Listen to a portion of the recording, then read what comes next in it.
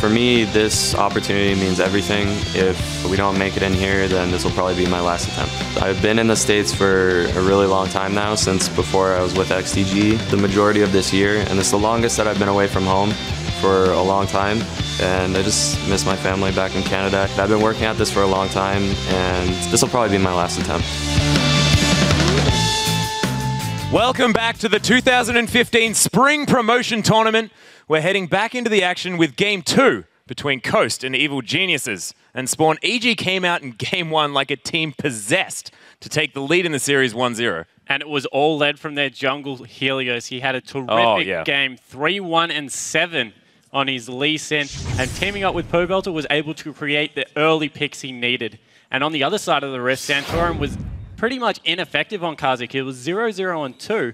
However, not able to get into those lanes, provide any of that early game pressure that we're used to seeing, and without hard CC, was just not able to get Pobelter in an uncomfortable situation. Yeah, and it's interesting, on this high priority pick of Kazik's as well, so maybe putting a little bit too much emphasis on that one and not taking away the Lee Sin opportunity from Helios. I actually agree with Dominate and Crumbs under Death that it's more the mid lane pick. They need to go something aggressive to match Pobelter in the mid lane and allow Santorum to come in and impact ganks. If they can get a long range stun or some form of hard CC, he would have been able to absolutely tear apart an early game Ahri because she's just not that tanky. However, with the Orianna continually getting pushed in, they had a better 2v2 fight on the side of EG. It was just one-sided from the get-go.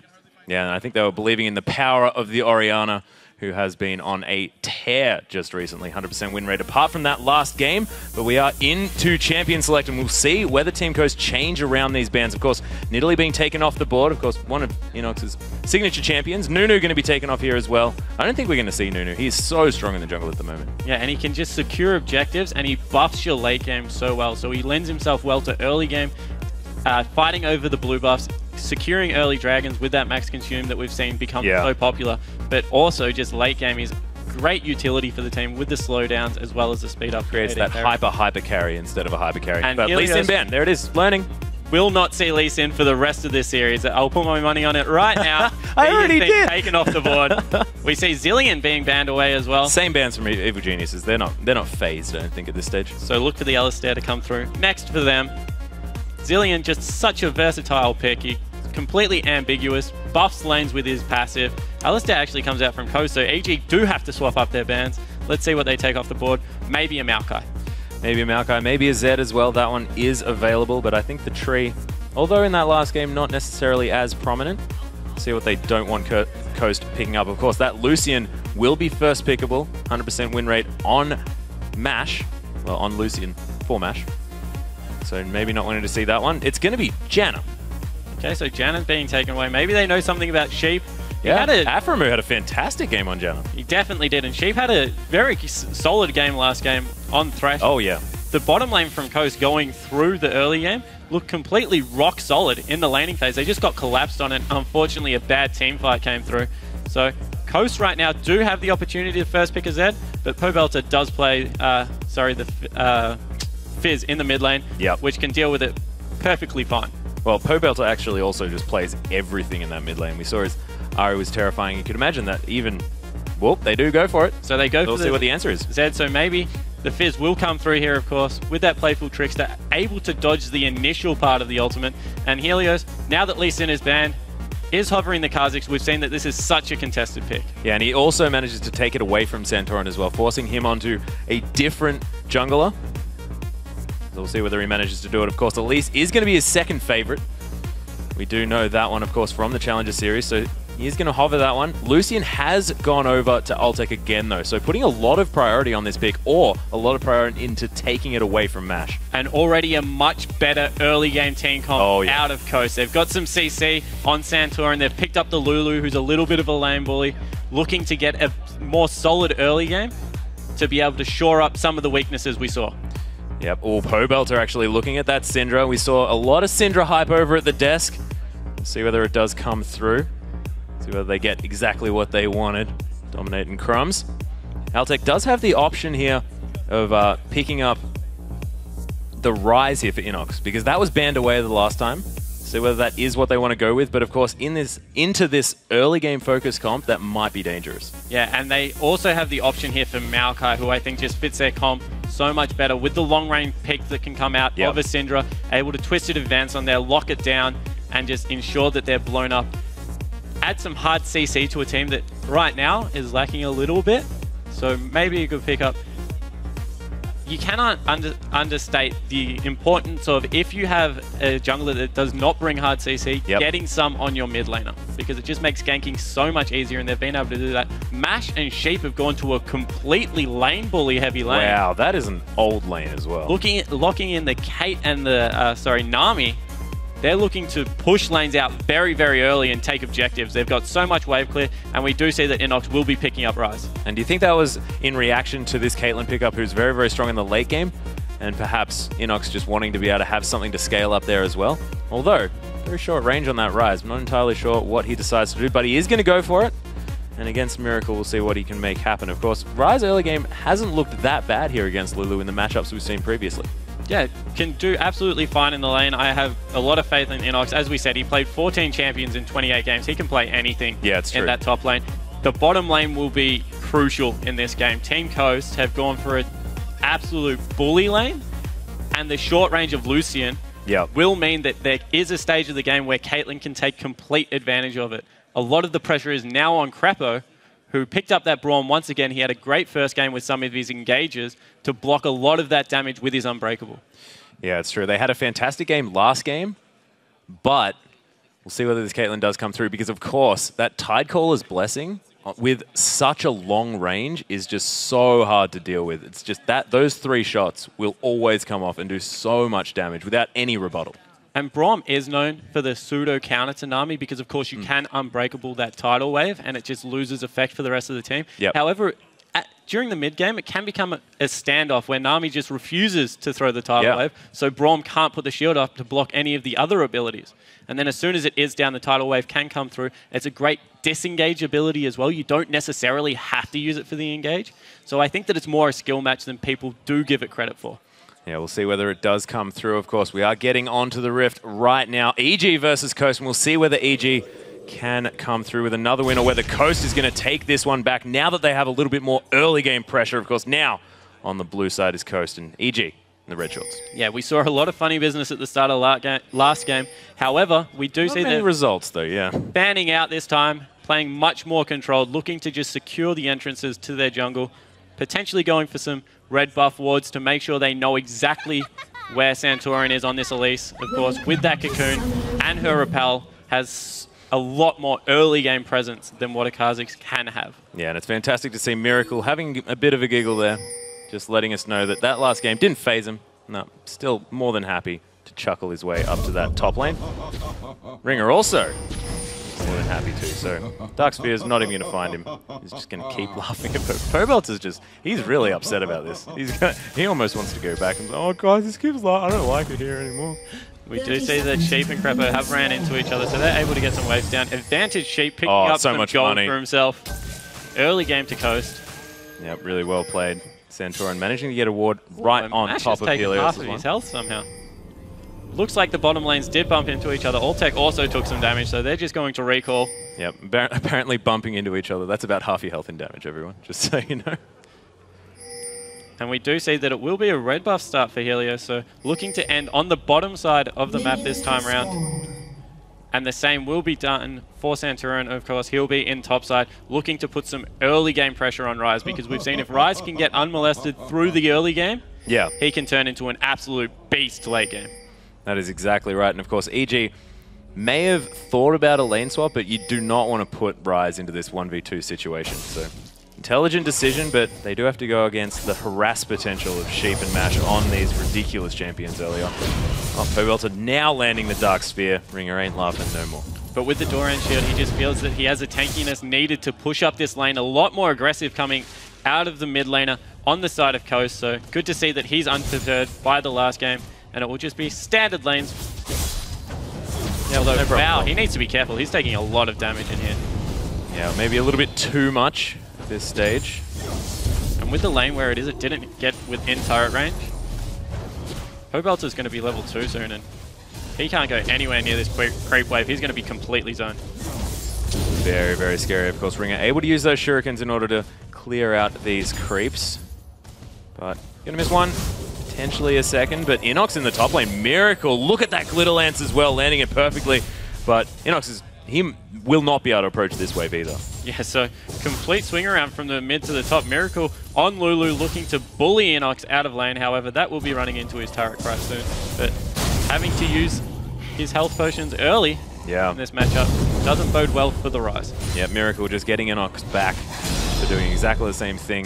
And on cue, Elise is heading top lane. This could be an easy gank for Santorum and a really good boost on the side of Coast to get some early morale into this game. And we all know how Elise can really juggle that turret aggro with the repel. See, when this creep wave does hit the turret, oh, he's come in. Inox is in a lot of trouble. This is very, very scary. Misses the cocoon though. Santorum takes a lot of damage, but gives a kill back in return. Complete disaster on the side of Santorum. You don't want to trade that kill in an early game gank. Oh, Ringer getting stunned up here in the mid lane as well. Pobelter hanging on to that ignite, doesn't want to use it early, and Ringer is just in so much trouble here. So nearly the perfect setup in the top lane, getting Elise in there early to, quite frankly, shut down a Rise. He has to blow his teleport. He didn't blow his flash, which was quite level-headed play on the side of Inox.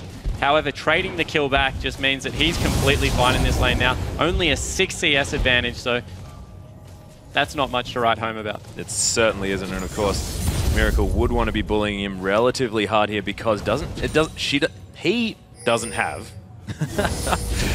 quite as much of a scale into this late game as a Rise would. Got there in the end. However, it does have a lot of utility, and they can buff Mash quite a lot with both the Nami and the Lulu, being able to add some extra damage. And it looks like they will be getting some extra wards out in the bot lane, just making sure they're relatively safe. But look at this. It's actually going in Lucian's favor. When we harped on about how good Caitlyn is early game, Santorin's not done with his ganks. He wants more. Yeah, Pobelter in a bit of trouble. Just going to wander around that cocoon and put the damage back onto Ringer. He's not scared of anything. Definitely not. And looking to go aggressive as soon as the cocoon misses. And now Helios is coming into the mid lane looking for a gank himself. Ooh, Inox is in trouble. Yeah, Inox still in a lot of trouble, and you can see we've got the gank coming in from Santorum as well. Oh, the cocoon forces the flash out, but Inox is going to die. Perfect use of the repel.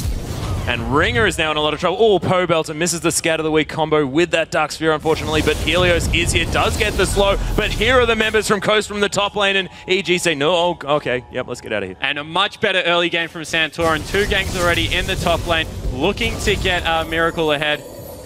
1-1-1. This is so much better in the early game.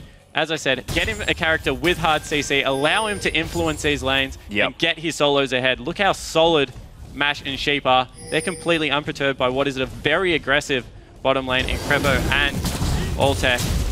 Crepo just trying to get a little bit of CS there with his Winter's Bite. Takes a lot of damage for it, but his AD carry has gone back to base.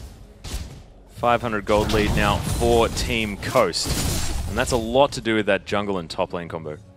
Yeah, as I said, complete transformation. He looks so much better.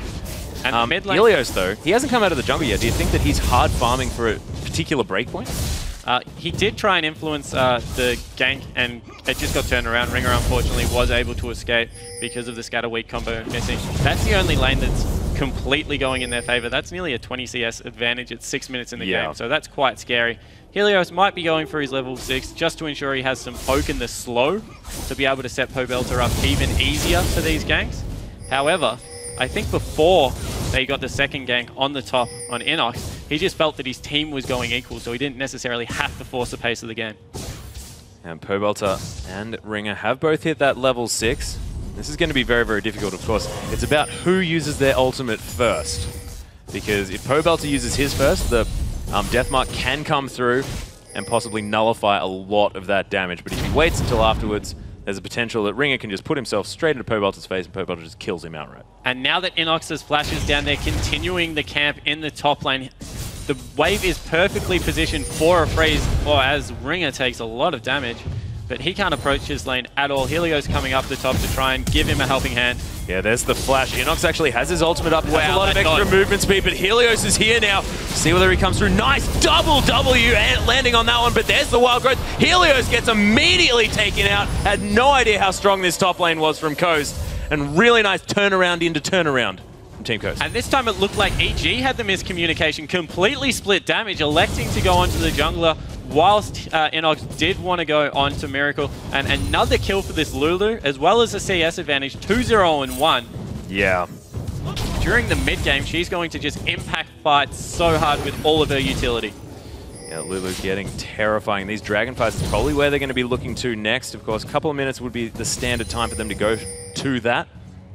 Coast have a ward in the pit, but EG currently with a couple more. So ward battle winning for EG as far as the numbers are concerned. Centauran wandering around his enemy jungle, just getting the vision here. And you can see Coast with so much more confidence now, happy to ward really aggressively. Although it's not going to last very long. Pobelta able to sweep that one out, spotting it from their pink ward that hasn't been seen in that little side brush near the river. So donating the blue buff to Zed in the mid lane, just ensuring that he's always booked well. There's some aggression in the bot lane. There's a nice stand behind me, but Winter's Bite not quite going to find Mash. Of course, with that extra movement speed from Nami's passive makes him pretty difficult to lock down. Tycall's blessing, allowing him to kite a lot as well. So not too bad. Pobelta going to be grabbing up this blue buff. And pretty comfortable, but Coast now. A bit of a lead here so far. Not quite 1,000 just yet, but, you know, 9 minutes into the game, 1,000's pretty good. Yeah, looking much more comfortable in this game. The top lane has a massive advantage, however, that's replicated in the mid lane on the side of EG. And otherwise, it's just Santoran's ganks that have been successful. He's been a part of 100% of his team's kills. And he's transitioning this also into vision. He's picked up that really early sidestone, and I like that. It's at least not necessarily utilized for her ability to carry a team, but more for a utility. And now, face check, they're in trouble. Yeah, Crepo's actually catches double CC here. There's the tidal wave as well. Unbreakable was not available. There's the teleport. Last minute ultimate, not going to be enough, and the teleport coming in. This is going to mean Coast get a dragon. Yeah, 4 kills to 1 now, and a dragon. The vision control coming out of Coast is just so much better than it was last game. And once again, Santoran setting the pace for his team, able to get in there and impact these ganks. This is going to be quite a good lead at this point of the game. 2,000 gold, and looking much better. They haven't been phased by what was arguably a stomp in the last game. Coast looking fantastic in this one, and Ringer now coming up into the top lane. Inox, be a little bit careful, of course. Zed, dangerous now that he's got that Bilgewater Cutlass and that Death Mark available. A little bit of extra burst. Yeah, so good rotation from Ringer here, actually. He knows that he's struggling within his lane, so he just leaves completely, goes and helps the top turret, picks himself up a full wave of CS, and there's no danger of him getting picked by Pobelta. So better map movements around the whole of the map. All the players look like they're playing so much better. Maybe just some land jitters for game 1, but it looks like we have a serious game on our hands this time around. We certainly do. Of course, this mid lane turret getting pressured. Pobelta, I think his combo not quite going to find Ringer here, and he's going to be able to clear this one up. But again, turret's getting pressured down here by EG, and we'll see whether they can get back hold onto this game. Inox now having a better time, has actually caught up in CS, made up for the fact that teleport was used by Miracle to get towards that dragon, but 2-0 and 2, he's still going to have so much more money, and we can see the Athenes coming down very, very shortly at the same time. And Amtomb, just an extra book there. And even though he's caught up in CS, he's still down 2 kills, a kill and 2 assists, sorry. And Santoran isn't letting up pressure. He's now on Pobelta as well. Oh, there's the flash. Deathmark comes through. There's the ult in response. So Ringer's it. He's going to die. Straight up, Pobelta, fantastic. Using that ignite, making sure he gets that damage down. Turns it around 2v1. Wow, the mechanics coming out of Pobelta there. We've said for years that he's mechanically one of the most solid players in the North American scene, and you could see it right there. Complete mastery of his champion, able to turn around a 2v1 and blow up the Zed in the mid lane. That was ridiculous. And as we said, whoever waits the longest, and Pobelta waited the longest. Fantastic work. Miracle manages to block that Q from Inox there with a nice little shield, but can't do it twice in a row. Inox showing off some fancy footwork there, dodging out on the glitter land. It's sandwiched a little bit by that one. Okay, so now Pobelta is the saving grace on the side of EG. He's the one that's got a 40 CS advantage. He's now picked up a kill. Doesn't even feel like he needs to go for a Zhonya's. He's happy to go with his Chalice build. Yeah. Just feels no pressure from this Zed whatsoever in the early game. Yeah, just wants to have as much mana to play with as possible. We've seen Morellonomicons coming out and different things like this when you are faced with that AD mid lane. Of course, not necessarily needing as much of that magic resist, but with an Elise and a Lulu on the team as well, it's not unhelpful to have that extra MR. So nice work, and Athene's fantastic for that region. Yeah, and we see that the bottom lane has swung slightly in favor of EG. However, the kill on Caitlyn will, of course, put MASH at a gold advantage, as well as the dragon pickup. However, they're just not pushing the lane you're used to seeing. Caitlyn would push a lane as wow, look at that damage. Scatter the Weak combo doing so much work. There's the ult coming down again. Is he going to be able to land at Pobelter? Their last one, and calculated damage. Pobelter's fantastic on this champion. And he played it so calm. As soon as he saw that he needed one more, just strolled forward, picked up the last Q, going to be able to pick up a turret, completely equalized gold here. And wow, Pobelter is having a beautiful game. He really, really is, making use of the fact that you can use those Dark Spheres whilst walking as well. One of Syndra's fantastic boons here in the mid lane, so you don't get people just walking away from you while you're using your spells. So really, really fantastic. And we can see 2-0-0 now, and no assists for those. That was just all Pobelter. Yeah, being able to get the solo kill, that will feel so good. And it puts him in a situation now where Syndra can solo out anyone on the map nearly, with maybe the exception of Lulu. Miracle having a great game in the top lane, will be able to wild growth someone, but if he catches someone with a long range scatter of the week, there's so much follow-up from both Crepo and Helios. Whoa, there's some fight in the bottom lane. Unbreakable is going to block away that tidal wave. Crepo is, of course, still going to be knocked up from that one. Nothing really going to come from it. Ward battle there. Unfortunately, Ride's attack animation a little bit too slow to clear that one out. Not known for his auto attacks, is it? But now there's another gank. Yeah, Santorin coming through, really wants to be able to land this cocoon, staying very, very patient on this one. There it is, Flash going to be blown again. And it's sort of like a standard situation, isn't it? Yeah, it just looks like every single time Inox's Flash is up, however, he has to burn it. So not going to be able to use it aggressively in the next team fight. For this dragon, both teleports are up. And this is where I feel that Coast need to group up as 5 and force a team fight and make sure that they don't get picked off. If they want to fight this, they need to ensure that they're completely as a unit and not give EG any potential to catch someone out with a Brawn or a Syndra and just destroy someone off the map. Otherwise, this game could start getting dangerous. They're stronger as a 5-man unit. That's very true, and with their most fed member in this isolated top side of the map as well, it makes it very difficult for Miracle to really have an impact and transfer his gold into his team as well. So right now, with Pobelter right in the center here, he's in the thick of things, he can really influence it, and with his lead, we know that he's probably going to as well. But Miracle's still shoving this one up. Inox not having the best time here, as he generally does. Cops another Glitter Lance. Pix is just going from every angle at all. Bit of geometry happening in the top lane. Always fun to see. It looks like Inox just wanted to push the wave out. Doesn't really mind about his health. He needs to shop. However, Coast, the perfect move, looking to push it their advantage in the bottom lane. However, Helios right in the wings, waiting for this to come through. Yeah, no ward there at all. Does have those wings evolved, as we've been seeing, is the popular tactic. But no joy. And of course, the wave clear from Altec on this Lucian has been fantastic. You can see, look at the CS advantage from Pobelter here in the mid lane. Just growing and growing. 161 to 116. About a 50 CS lead at 16 minutes. That is ridiculous. And that's why EG are now further ahead, because they're down a dragon. Yeah, and Santorin looking to catch out Helios, although the advantage is now in EG's favor. Yeah, the Unbreakable is going to be there, caught by the Aqua Prison. Santorin takes so much damage! Altec really making use of his passive on that one. Sheep using that ebb and flow, but was unable to help his jungler on that one. Santorin with this squishy Elise build, unable to take any of that, and that was just incredible damage. Yeah, and without Miracle there, they just couldn't fight it. Unfortunately, their Fed member is in the top lane. This means Dragon on the side of EG. EG not getting rattled by this early game disadvantage that they might have got in the top lane. Yeah, well, they're just confident in their scaling. Of course, Pobelter will be able to delete anyone at any point of the game. Inox is going to scale extremely well. Helios will become more of a damage threat as the game goes on, and they're just continually looking to force picks by getting wards into the enemy jungle now. Yeah, and with this, the tier and Rod of Ages being completed by about that 16-minute mark, I think was when Inox picked that one up. So pretty decent timing on that one. You'd think if you build a tier first, Rod of Ages timing at about 16 minutes is pretty good.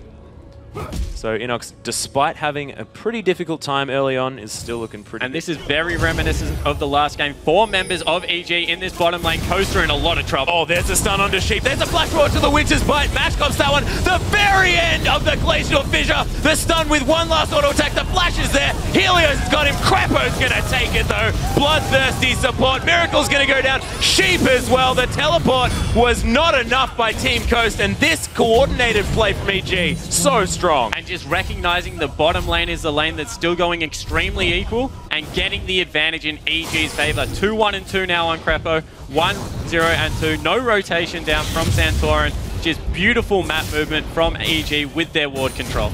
Yep, Santorin trying to make an answer here by taking some creeps in the mid lane, but not quite with enough wave clear to make that work. And Helios has found his way in. So EG with just fantastic cross-map play. 4,000 gold now, the lead at 18 minutes. And 3-1 and 0 in mid lane. We keep going back there. Yep. But he's got 2 completed items against 2 partial items on the side of Ringer, not having a fantastic game on Zed. And then you look at Alltech out of nowhere, picked up his Infinity Edge as we jump into this replay. So look at how dark the jungle is. The Scatter the Weak comes through, stuns up Sheep, and the teleport actually comes through at the perfect time on the side of Coast. But just too much damage coming out of Helios, able to follow Mash's flash. Prepo picks up that kill, and now it's just a free-for-all under the turret. Unfortunately, nobody able to pick any kills up, balancing that well, but we have a gank in the top lane. Yeah, straight into a fight in the top lane. Nice bait with the wild growth here coming through from Miracle. He's going to go down 1-for-1, but nicely played by Miracle in order to get that kill because, oh man, Altec was so angry. And looking for another kill. Yeah, Deathmark coming in as well. Action all across this map. Crapo, he's going to fall down. Mash picks up that kill. Pobelt are now in a lot of trouble. They want this shutdown. Cocoon lands Santorin, but look at the early Zonya's already being picked up. The shutdown coming through from Ringer. Didn't even expect that item to be here yet. 3-for-1, the exchange coming out of Coast, and great aggressive play once again from Santorin. 6 kills he's been of the 7 for his team. That brings the gold lead back within 3k, a manageable amount, and they're going to be able to transition this into another turret, although looks like EG still want something to do with this fight. Yeah, Helios coming around the backside, manages to get a W into their face. And that turret still alive. So Coast giving EG the respect, but Pobelter dying like that, I mean, that's big shutdown, and Coast answering what was a fantastic move in the bottom lane with a fantastic move all over the rest of the map. Yeah, but EG feeling confident, looking to aggress onto this blue buff after so many ultimates went down. Deathmark isn't back up. They're going to have to give this one up uncontested. The play that impressed me the most was Alltech in the top lane. Yeah. Even though he knew he was going to go down, through everything he had at picking up an equalizing kill. Yeah. So able to trade back 1-for-1. However, Santorin's flash over the wall just ensured that Pobelter wasn't going to live. And 3-for-1 trade on the side of Coast. When they're about 4,500 gold down at that point, you have to say it's a great trade, and getting some gold on Ringer is exactly what they needed. Yep, Altec though now does have his 2-item spike with that Static Shiv and the Infinity Edge. Static Shiv still only 600 gold away here for Mash, so if he does decide to go back once he gets that, we'll be able to answer. But in a turret now under a lot of fire, and we've seen so far in this series, EG just always moving towards the turret, always making sure that they have the objectives in mind. And because of the way the last fight was fought on the side of Coast, their wards are much deeper, so they don't have the immediate wards around the entrances to their jungle, so they're quite blind to these rotations of EG, going to be able to pick up a turret. That was too easy here for EG. That is the best turret to get in order to get that control. Inox now more than happy to pressure this top wave as well, and as we know, Rise not great at hitting these turrets, but he's going to do his best, and 4 members actually have been brought out, and that's going to mean inner turret in the bottom lane. The out rotations here from EG are fantastic. And it's just because without vision, they can't follow a pick comp into the jungle. It would be absolute suicide. Walking into not only I guess Alltech, who's quite fed at this point, but a Kha'Zix, Syndra in the mid lane, they just do so much damage if you are isolated. They're going to pick up another turret for their trouble. That's 2 of 3 outers down now. And out of nowhere, back to 6,000 gold. It was about 45 seconds ago that I said that was only wow as Mash gets a chunk. Yep, nice little snipe there by Pobelter, but the rest of Coast was around just to take care of Mash and make sure that he didn't lose his head. A miracle. Still keeping his sense of humor in that top lane. Certainly is. That is a maniacal laugh. Maniacal laugh. As they do see again coming into Inox here. There's the death mark coming through, forcing the flash immediately. Wild Growth coming through. There's the passive slow. Inox isn't going anywhere here. Ringer answers a kill on the side of Coast. That's even kills now, EG and Coast. But look at EG. They are pressuring everywhere at the same time. Half health now on this inner inhibitor turret. And they might even get it. It's down very low. Santorin takes a lot of damage. The tidal wave does come through. Pobelter wandering around everything, but that's not going to be enough. Wasn't even able to use that Zhonya's Hourglass there either. Very, very nice tidal wave in order to secure that kill, and I think they got a little bit too excited about getting that turret. They definitely got greedy, and this might spell a Baron. They're going for Dragon. However, the percentage damage that comes out of Elise, as well as the Blade of the Ruined King on the Zed, they can do this so fast, and I think they might have just been spotted by the ward, but they need to get over there so quickly. Teleport's coming in. Yeah, from Inox coming in, seeing whether he can make something happen, but he's all on his own. Aqua Prison comes down. Inox, what were you doing there, buddy? Not quite able to land that one. And this is a potential turnaround that they might need, although he got a lot of damage down though.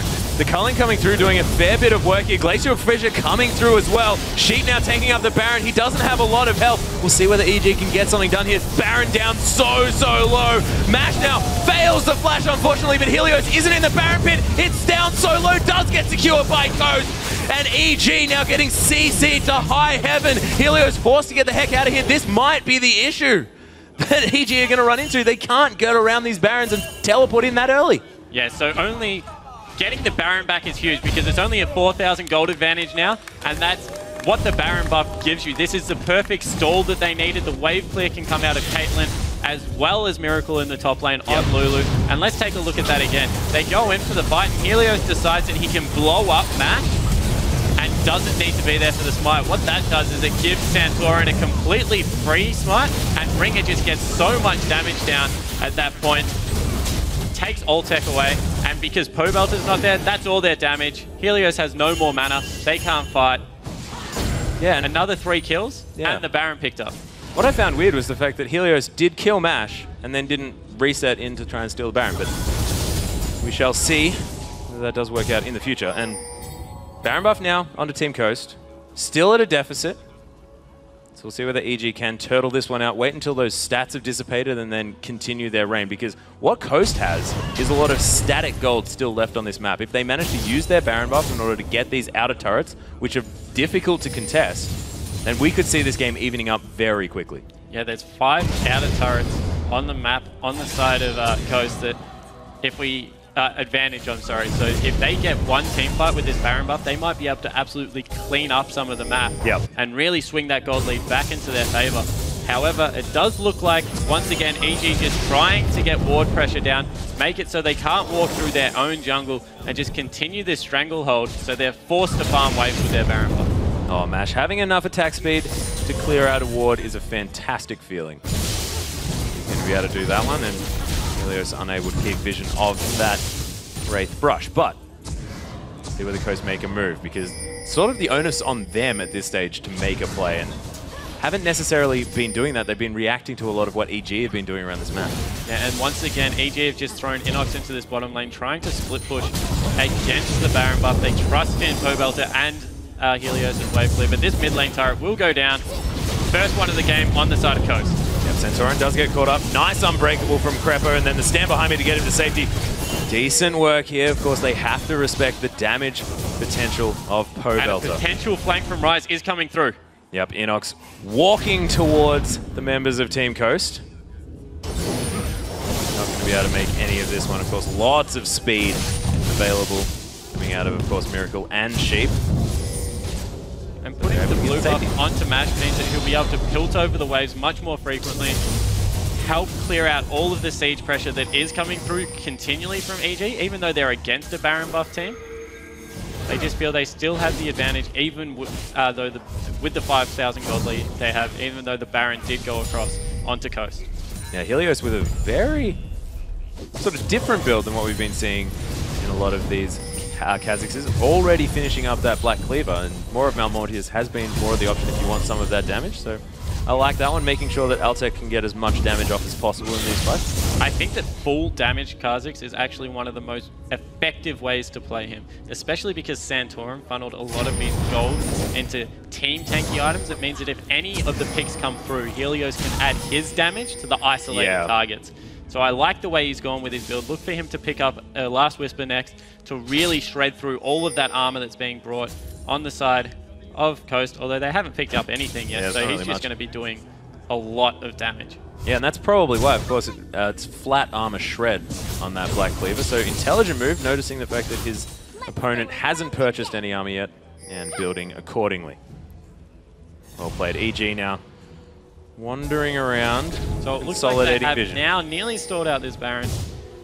That will be, it is off now, and they've only picked up 2 turrets for it. So they've been able to get 2 turrets off the map. They still don't have much control left, and you would think that EG giving up a disadvantaged team fight like that will be happy with only giving up 2 outer turrets, 2 first-tier turrets for that Baron buff that they gave away.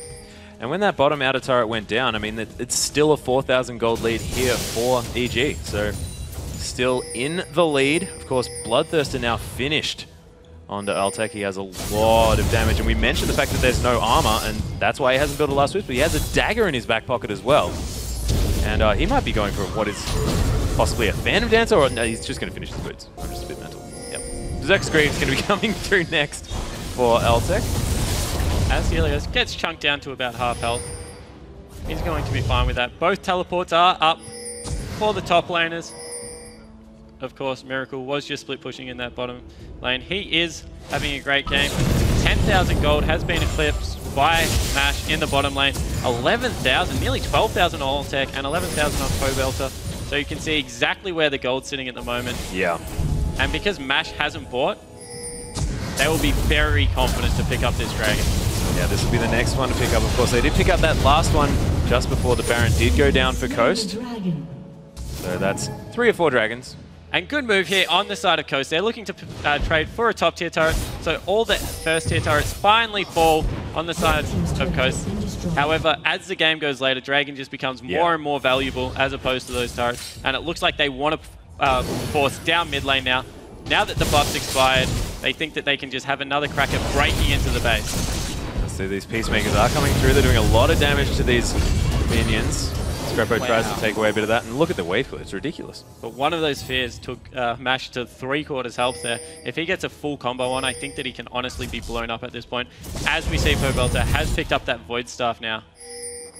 And possibly looking to build that Rabbidan's Death Cap next up on that Syndra, and at that stage, he's just going to have so much damage.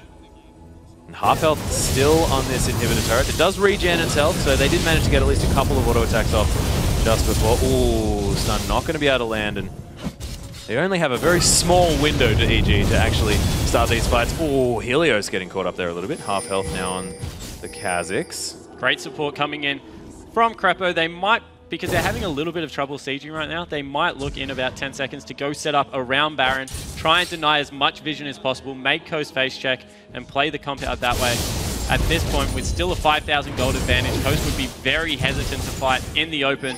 They are looking for a bad turret dive. Yep, Helios still waiting there. Does have a pink ward, knows that he's not spotted, and lots of pings from Coast going towards that Baron. They've got vision available around there, but EG now able to demand their own presence. And it's now been completely swept out, so they are face checking. Sheep going in, missing that bubble, and this is so scary on Coast's side. Oh, there's a 2-man stun there coming through, and look at all the damage from EG. They got the pick that they need. Helios coming down as well now. Sheep is not locked in this well, but that's a nice exhaust. Acro Prison going to land onto one. That's going to be Inox out of that, and this is exactly what EG needed. Yeah, denying vision, ensuring they had to face check. They're going to move on to a Baron right now. That will put their advantage out to about 8,000 gold with the Baron buff. They're going to be able to go back and buy, and they've reasserted their dominance on this series. Yeah, and we'll see whether when EG has the Baron buff, whether it's a different story, because of course we've been seeing them be so aggressive. 6,000 gold, as you mentioned, and Baron definitely going to be going down at this stage. And that combination of ultimates, and Creppo has been so on point on this brawl. So they deny complete vision, and this is where they have to walk in. They think that Santorin is a good target. However, Pobelter lands a fantastic 2-man stun, followed up by his team fantastically. And from here, they're just able to clean up, jumping in, taking out Cheap. Helios goes over the wall again, looking for some more members to see if he can slow them. Not the case. Able to just turn around, take Baron, and now the target is those 3 remaining turrets around the edge of coast space. And we'll see whether they can pull the siege off. Those 2 members just died straight away. I didn't even know who it was because their nameplates were barely even there. That was so much burst. They got caught out there. And in this series, look at the spread of kills across EG. They're just such a well-balanced team. Their bottom lane, we've talked about their early game aggression. Inox got camped so hard at the start of this game by Santorin, who played the early game fantastically, 3, 2, and 5. He's a saving grace on his team at the moment. With Miracle, he's come through fine now. He's got 3 core items as well as a Negatron Cloak. He's scaling well. And then Helios and Pobelter, inseparable duo. They're really carrying their team through just such a well-spread kill across a fantastically balanced team. And look at Altec's aggressive build there as well. Not just noticing the fact that there's no armor apart from that one Warden spell that's on Elise. And he's going to go straight to that Mercurial Scimitar so that Zed cannot assassinate him anymore. Yeah, and he's starting with the BF Dodge. Wow. Looking to cull people off turrets. He recognizes that he's only going to be able to dash in and get maybe 1 or 2 shots off unless they get a nice stun under the turret. So he's just going for as much AD as possible. And of course, that's just going to make his team fight even scarier. And of course, armor penetration doesn't work on these turrets as well, and that's exactly what EG are focusing. So not necessarily building that penetration Lucian that we see a lot of with the Ghostblade. Wanting to make sure that he can do as much to these objectives, which has just been really, really great so far. Yeah, and with that shield, he's going to be able to get off free hits on the turret whenever he wants. Miracle needs to be careful here. He's being collapsed on slightly. And Inox at this point in the game, with Miracle's good early game, oh wow. Oh, Mash getting caught up by that scat of the week. Oh, Crepo's Unbreakable being fantastic. He's tanking everything. So many stuns. That was brilliant use of that Mikhail's. And Mash again. Oh my goodness, a lot of ultimates used though. No one is going to fall down. Crepo took every ability possible then, I think. Crepo just tanked a whole team by himself. Used his items on himself. He didn't even have to use his face of the mountain. Got out completely unscathed with the Baron regen. They've now cracked into the base. And another pick Miracle it up. Takes another stun. Look at him. There's the ultimate from Pobelter. Gets exactly the right amount of spheres off. And just takes out the Lulu, even through the wild growth. Yeah, and that must be so demoralizing, throwing everything you have at a support player and them getting blown up, and then the most fed member of your team, your top laner, gets soloed out pretty much by one person, just Pobelter playing the game fantastically well. Helios now putting so much pressure in from the side, ensuring these minions get through into the turret. They're going to rotate into the mid lane, and you would think that this turret isn't long for the world. Yeah, Helios just hanging out in front of 3 members of the enemy team. Pobelter does get caught up by that Aqua Prison. Nice work coming through from Sheep, but this is going to be the second inhibitor of the game, and EG collapsing in now onto Team Coast. Reminiscent of last game, but not quite as much of the stomp that it was the game before. There's definitely signs of life in Coast. Their early game was much more successful this time around. Oh yeah. Getting their top lane rolling. Still some problems in the mid lane. The 100 CS advantage on the side of Pobelter. And the bottom lane is about a 40 CS. Maybe a little bit more, less, maybe 25 because of that, of course, the support item coming through on Braum, the face of the mountain. But top and bottom did well this game. It was just really the mid lane where there was a lot of a CS discrepancy, some bullying going on early.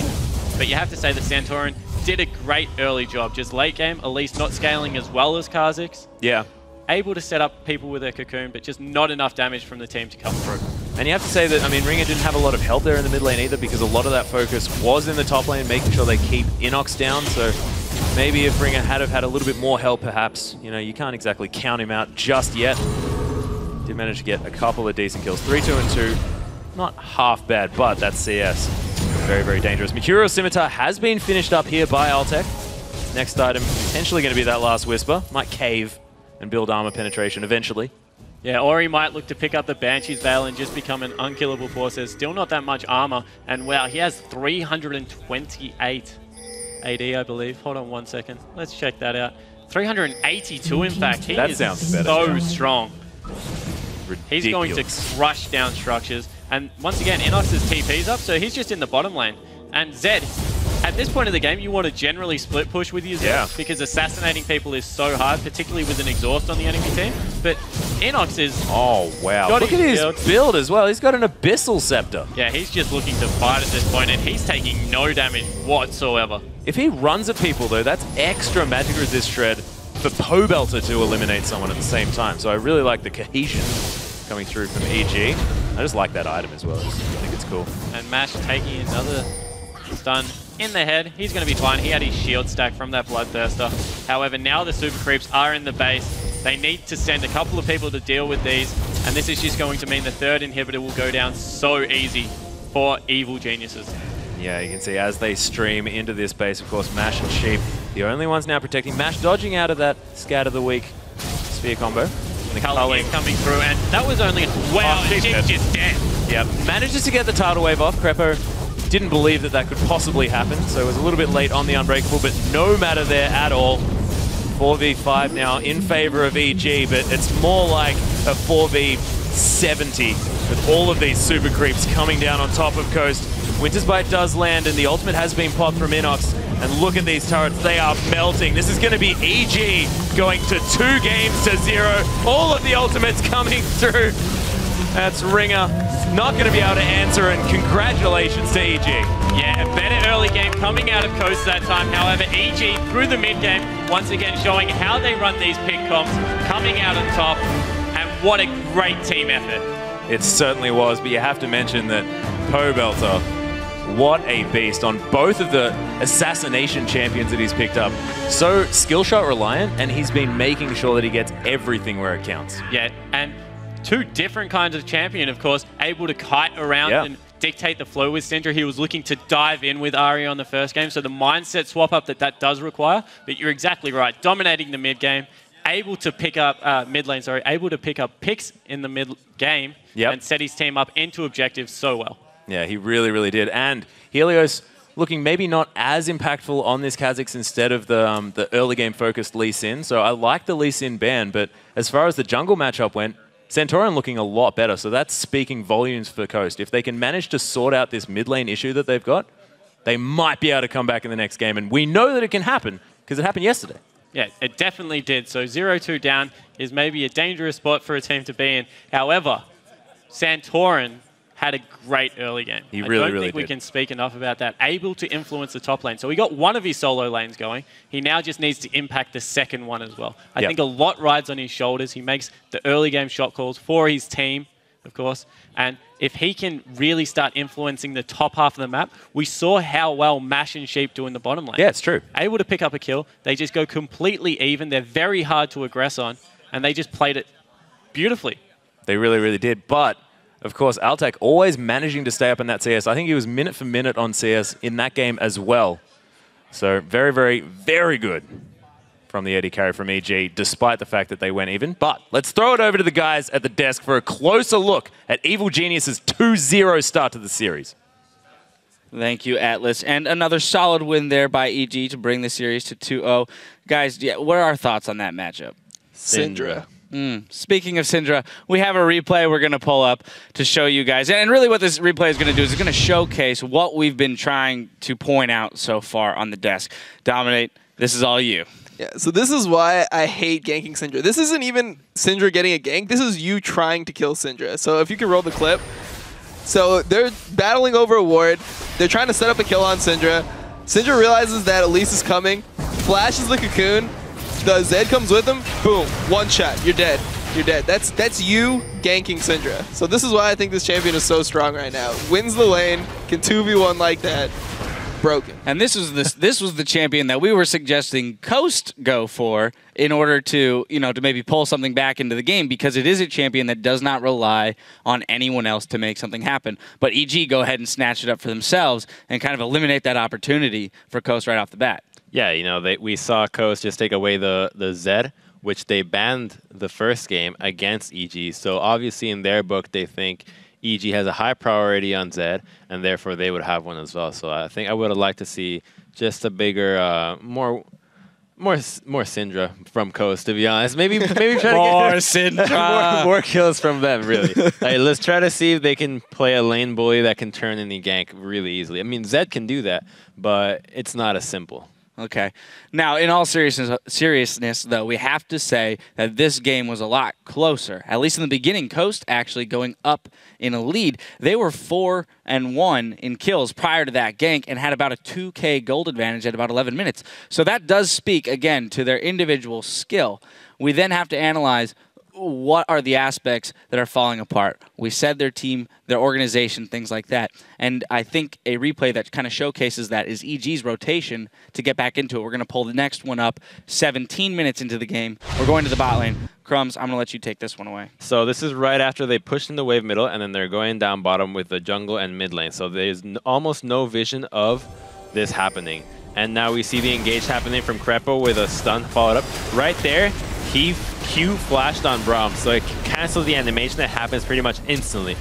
Caitlyn gets tagged by it because you can't react to it, gets killed, and then we also have a TP from Inox securing. It's a 5-on-2 tower dive bot lane. There's no coming back from that in terms of the bot laning. And you take away one of Caitlyn's strength, which is her early game in laning, just by completely just decimating her in the dive. And already you get your Lucian far ahead enough that he can deal with Caitlyn solo. And once that happens, Caitlyn is forced to group. And if Caitlyn's forced to group with a Zed that's really far behind, Zed can't split into anything, and you're not going to get any damage into the turrets versus Syndra because she's got great wave clear. So what happens is that you just start falling behind, and Zed can't make anything happen, and Syndra could probably 2v1 you middle.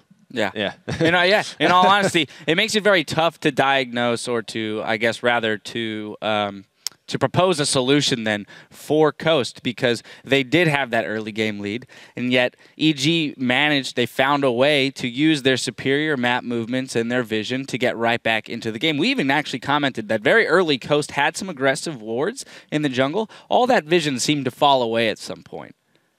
Yeah, I think that it was... the problem that Coast had this game is they didn't take turrets once they got advantages. Elise, Caitlyn, Nami, those are champions that you get to take turrets early. And if you're converting all these kills, but you can't take objectives off it, it's really not worth much. And if you saw that every time EG got an advantage, they took a turret, they took a dragon. That's why they're winning the game by so much, because even when the game's like even in kills, you have EG up 5-6K gold just off dragons, just off towers. And I will say that Coast actually did make one other pretty fantastic call, which was to go for that Baron. When they had vision of EG moving down to the dragon, they knew it was up. They went and they had a great play there. They actually caught out Inox, who decided to TP in a little early there. But at that point, it was too late in the game. That Baron buff only brought them within 4K gold of EG. So it seems like they need to be making these decisions earlier, maybe taking more risks. I like what they did in terms of putting focus on top lane with the Lulu getting ahead of Ryze. Ryze will eventually outscale, but you want to have that Lulu to bully Ryze as long as possible. And they did that. They actually ended up turning a gank. They ganked it, and then Helios jumped in his Kha'Zix and ended up getting killed. But I feel like they should have put even more pressure in that lane and make sure that Ryze stays down and that EG is forced to react by just going elsewhere, and then take that first turret out so that you can eventually rotate the Lulu. Lulu's going to be an excellent asset to you in pushing towers. For instance, take the top turret, rotate Lulu down towards the bottom lane. With Nami and Caitlyn, you can easily push down that turret just by sheer force. 3-man that, and just eventually utilize the Nami, Caitlyn, Lulu, like triple range, like kind of roaming pushing squad, and go around the map taking objectives. Instead, we saw an extended laning phase that really resulted in nothing but Syndra getting kills left and right. Yeah, that definitely could be the answer there. The idea of taking, yes, strong lane bullies, perhaps pulling that Syndra into the mid lane now that they're on red side, and using just pushing power, looking for turret taking ability. That's something that we a little while back when Caitlyn was more popular was such a contested pick, because you could literally just take a turret without fighting. Disengage, take a turret. Disengage, take a turret. So that might be the solution there for Coast. Yeah, I can't really imagine a better 4-man sieging comp than Lulu, Nami, Caitlyn, Elise. That's pretty much as best as it gets. It's all range. All of them have ways to like disengage. You can just pretty much walk up and get free turret hits, but they didn't use that for an advantage at all this game. All right. And then, just one final note. Of course, we're at that point in the series. You're down 0-2. You are a challenger team, so you're a little bit more inexperienced when it comes to these best of fives. What is the discussion like at this point? Because you guys have been through them a lot. So where is it? Where are you looking to find that strength, if you will, to say, all right, guys, 3 games in a row?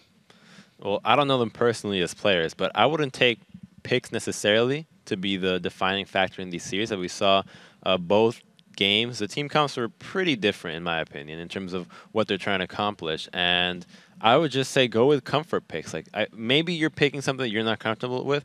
Like if this is your favorite champion, go ahead and play this. Like make sure that you know how the champion works and how you're supposed to utilize it so that you can have something at the highest level that you can play it at and then take a win. Don't play something that, oh, this champion is really good. Let's make sure we can play this. We have to play it because it's really good. Let's contest this. It's very good. Like the Zed didn't look that comfortable, honestly. Like he did a lot better in the laning phase as Orianna versus Ahri. Take the Orianna matchup again. Like you were more comfortable in that, and Orianna's going to be a better team fighting later, and you can stall out the game if you fall behind. Like on Zed, if you fall behind, like, you're doing nothing. Yeah, for me, I think H2K said it best when they were down 0-2. This last game, YOLO.